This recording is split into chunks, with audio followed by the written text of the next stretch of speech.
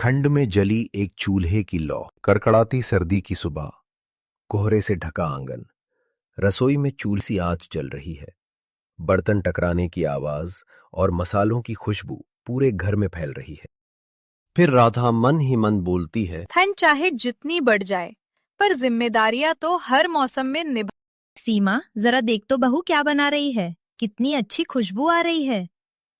भाभी ने आज मेथी के पराठे और गाजर का हलवा बनाया है। राधा, तुम्हारे हाथों में तो सच में जादू है। ऑफिस में सब पूछते हैं कि इतना स्वादिष्ट खाना कहाँ से आता है। राधा बस हल्की सी मुस्कान दे देती है। फिर अगले दिन समय घर में मेहमान आए हैं। सीमा को देखने लड़के वाले आए हैं। सीमा चाय लेकर आती है। सब उसे पसंद करते हैं, लेकिन थोड़ी देर बाद लड़के की मां कहती है, देखिए बहन जी, हमें लड़की पसंद है, पर आजकल तो कम से कम 5 लाख और एक कार तो देनी ही पड़ती है। ये सुनकर कमला देवी का चेहरा उतर जाता है। हम साधारण लोग हैं बहन जी, इतना संभव नहीं होगा। मेहमान उठकर चले जाते हैं। घर में सन्नाटा छा जाता है। मेरी शादी की चिंता मत करो, मैं ऊपर वाले पर विश्वास करती हूँ। तुम ज्यादा सोचो मत, ठीक समय में सब कुछ होगा। ये सब राधा सुन रही होती है। उसके मन में कुछ चल रहा है। रात को सब खाना खा रहे हैं। फिर अमित, आज ऑफिस में सब तुम्हारे टिफिन की तारीफ कर रहे थे। बोले कि राधा भाभी को टिफिन सर्विस शुरू करनी चाहिए। बेटा, बिजनेस करना आसान नहीं होता। माँ जी, अगर आप सब साथ दें तो कोशिश तो कर ही सकते हैं। घर में हल्की उम्मीद की किरण जगती है। फिर अगली सुबह राधा ने 5 टिफिन तैयार किए। गरम दाल, आलू गोभी, चावल और रोटियां। अमित उन्हें ऑफिस ले जाते हैं। फिर दोपहर में, वाह, ऐसा घर का खाना महीनों बाद खाया है। अरे जरूर किसी टिफिन सेंटर से आया होगा, वरना ऐसी स्वाद और कहां। फिर और एक सहकर्मी बोलता है, अरे अमित, तुम किसी टिफिन सेंटर वाले को जानते हो क्या? हमें तो हर दिन ऐसा खाना मिल जाए तो मजा आ जाएगा। थोड़ा बता दो तो हम भी ऑर्डर दे देंगे। क्यों कि कभी कभी घर से टिफिन आ पाता है तो कभी नहीं, थोड़ा आसान हो जाएगा। उसी दिन 10 और लोगों ने अगले दिन से टिफिन का ऑर्डर दे दिया। फिर जब अमित घर आके सबको सब कुछ बोलता है तो राधा की आंखें खुशी से भर जाती हैं। सुबह 4 बजे, ठंड इतनी कि पानी बर्फ जैसा। राधा कांपते हाथों से सब्जियां काट रही हैं। फिर सीमा भी उठ के आती है और कहती है, अरे भाभी, आप अकेली क्यों करेंगी? मैं रोटियां बेलती हूँ। सब मिलके काम करेंगे तो आसान हो जाएगा। महत्वपूर्ण बात अभी ये है कि आपको इतने कम समय में इतना सारा टिफिन बनाना है। फिर राधा कहती है, अरे छोटी ननन जी, मुझे इसकी अब आदत डालनी होगी। इसमें कष्ट क्या? पर अगर आप जिद कर रही हैं तो मैं आपको मना कैसे करूं? चलो, ऐसे करते करते आप भी खाना पकाना सीख जाएंगी और ससुराल वाले बोलेंगे, हमारी बहू तो खाना पकाने वाली बहू है। कमला दरवाजे से देखती हैं। उनकी आंखें भर आती हैं। अरे मेरे बच्चों ने आज घर को संभाल लिया। ये तो सब ऊपर वाले की मेहर है। कुछ ही महीनों में घर का स्वाद टिफिन सेवा मशहूर हो जाती है। एक दिन अखबार में छपता है, कम दाम में शुद्ध और स्वादिष्ट खाना देने वाली टिफिन सेवा ने जीता लोगों का दिल। ये सुनकर सीमा खुशी से चिल्लाती है, माँ, देखिए भाभी की फोटो छपी है। देखो माँ, भाभी ने कैसे घर का नाम रोशन किया है। अब तो सारी दुनिया भाभी को पहचानता है। एक दिन गैस सिलेंडर खत्म हो गया। ऑर्डर ज्यादा थे। फिर सीमा बोलती है, अब कैसे पूरी करे ऑर्डर? इसी वक्त उनकी पड़ोसन सविता आती है और कहती है, अरे ये क्या, अभी तक खाना रेडी नहीं हुआ? पर क्यों, कुछ दुविधा है क्या? क्योंकि जहाँ तक मुझे पता है, हमारी राधा बहू की तो अब तक खाना बनकर तैयार हो जाता। बोलो मुझे, शायद मैं कुछ मदद कर सकूं तो। अरे नहीं नहीं सविता, ऐसी भी कोई इतनी बड़ी बात नहीं है। बस हाँ, वो सिलेंडर खत्म हो गया है और राधा बहू की तो बेहद खाना बनाना अभी भी बाकी है। हम सोच रहे थे कहीं से सहायता हो जाए तो। ओहो ओहो, तुम लोग भी ना, इतनी सी बात है, मुझे थोड़ा बोल दिया होता। मेरे घर में एक एक्सेट्रा सिलेंडर है, मैं ले आती। अच्छा कोई बात नहीं, मैं कुमार को बोलती हूँ, वो अभी लाके सिलेंडर दे देगा। फिर राधा बोलती है, अरे सविता मौसी, आप तो खामखा तकलीफ ले रही हैं। हम तो गैस वाले को फोन करने वाले थे, पर तभी आ गई किसी फरिश्ते की तरह। आपको बहुत बहुत धन्यवाद। अरे ना बेटा, मैं और कमला तो बचपन की दोस्त है। हम दोनों ऐसे ही तो एक दूसरे के काम में आते हैं। ये तो फिर भी मेरे दोस्त की तरफ वफादारी है। फिर उस रोज काम फिर आगे बढ़ता। फिर ऐसे देखते देखते 3 महीना बीत जाता। फिर एक दिन पास के बैंक मैनेजर अपनी माँ के साथ घर आते हैं। फिर मैनेजर की माँ, हमने आपकी टिफिन सेवा के बारे में सुना है। आपकी बेटी सीमा हमें बहुत पसंद आई। हमें कोई दहेज नहीं चाहिए, बस रिश्ता चाहिए। अगर आपकी इजाजत हो तो हम आगे बढ़ेंगे। फिर कमला भावुक हो जाती हैं और बोलती हैं, आज मेरी बहू की मेहनत ने मेरी बेटी की किस्मत बदल दी, और कुछ भी नहीं। फिर सीमा की शादी सादगी और सम्मान के साथ तय हो जाती है। घर में रोशनी, संगीत, हंसी। सीमा दुल्हन बनी राधा के पास आती है। भाभी, अगर आप ना होती तो शायद आज ये दिन ना आता। ये सब आपकी वजह से हो रहा है। मैंने कुछ नहीं किया, बस परिवार का साथ मिला। सर्द हवा अब भी चल रही है, लेकिन इस घर में अब ठंड नहीं है। रसोई में वही चूल्हा जल रहा है, पर अब उसमें सिर्फ आग नहीं, एक औरत के सपनों की लौ भी जल रही है। फिर कमला बोलती है, हे भगवान, हर घर में ऐसी बहू देना। दहेज नहीं, काबिलियत रिश्ते तय करती है। जब परिवार साथ हो तो कोई सर्दी ठंडी नहीं लगती। खुशबू वाली बिरयानी। एक छोटे से झोपड़ी में रामदास का परिवार रहता था।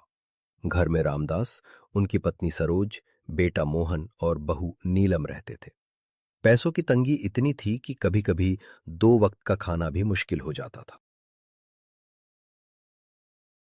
सुबह का समय था जब रसोई में खाली डिब्बे देख सरोज बोलती है, नीलम बहू, घर में बस थोड़ा सा चावल बचा है, आज क्या बनाओगी? माँ जी, जो है उसी से बना देती हूँ। फिर रामदास थके हुए बोलता है, काम ढूंढते ढूंढते पैर जवाब दे गए हैं। समझ नहीं आता घर कैसे चलेगा। फिर मोहन थाका हारा आके बोलता है, बाबूजी, मैं भी कोशिश कर रहा हूं, पर काम मिलना आसान नहीं। नीलम सबकी बातें सुन रही थी, पर उसके मन में एक बात छुपी थी, उसका हुनर। नीलम बहुत स्वादिष्ट खाना बनाती थी, खासकर उसकी चिकन बिरयानी पूरे मोहल्ले में मशहूर थी। एक दिन पड़ोसन शांति देवी आती है उनके घर और बोलती है, अरे नीलम, पिछले हफ्ते जो बिरयानी खिलाई थी ना, आज भी उसकी खुशबू याद है। अच्छा लगा आपको?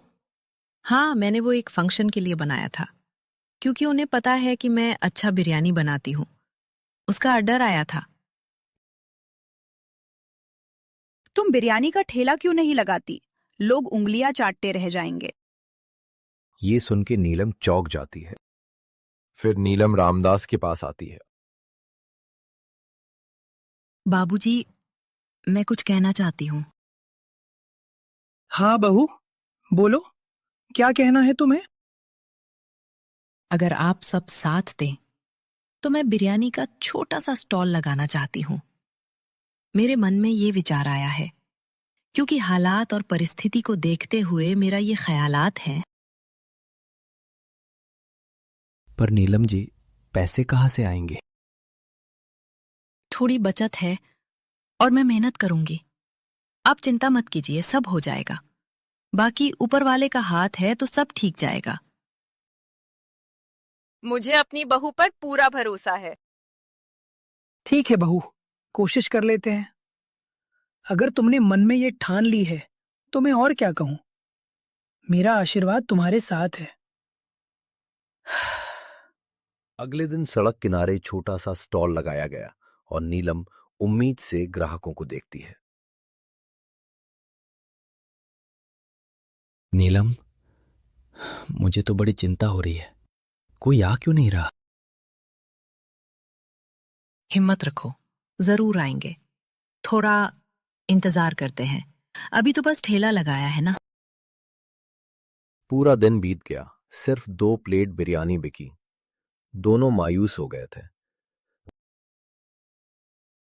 हार मत मानो, कल फिर कोशिश करेंगे।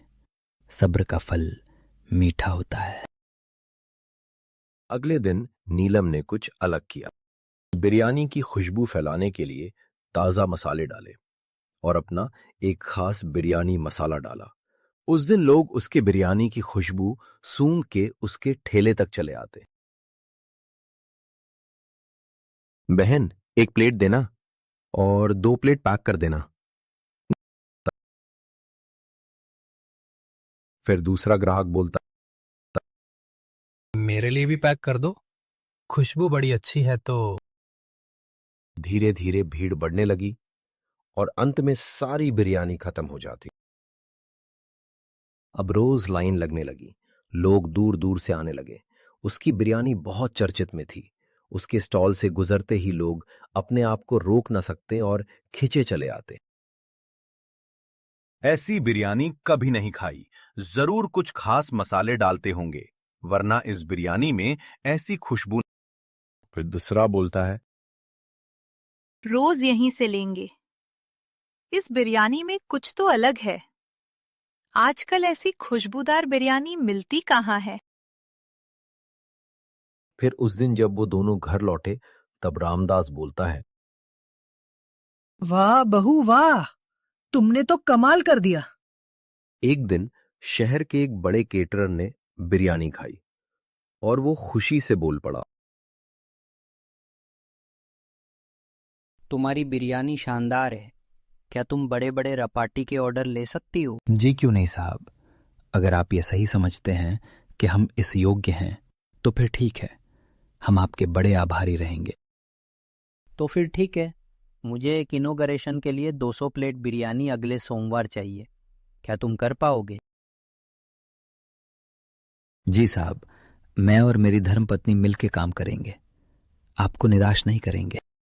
देखते देखते कुछ महीनों में छोटा स्टॉल एक बड़ी दुकान बन गया। मोहन ने नौकरी छोड़कर बिजनेस संभाला। रामदास कैश संभालते, सरोज और नीलम मदद करती रेस्टोरेंट संभालने में। उसने फ्री में लोगों को उसके खास बिरयानी का रेसिपी दिया और उन्हें फूड रुकोस सिखाया भी। वो सम्मान मिला एक फंक्शन में। और फिर अधिकारी उससे पूछता है, नीलम जी ने मेहनत से मिसाल कायम की है, इसका श्रेय आप किसको देते हैं? ये सब मेरे परिवार की वजह से है, जिनके प्यार और उत्साह के बिना ये सब मेरे लिए संभव नहीं था। घर में कभी चूल्हा मुश्किल से जलता था, आज वहां खुशबू फैलती थी, बिरयानी की और खुशियों की। अगर हुनर हो और परिवार साथ दे तो गरीबी भी हार जाती है। हुनर छोटा नहीं होता, मौका छोटा होता है। मेहनत और भरोसा जिंदगी बदल सकते हैं।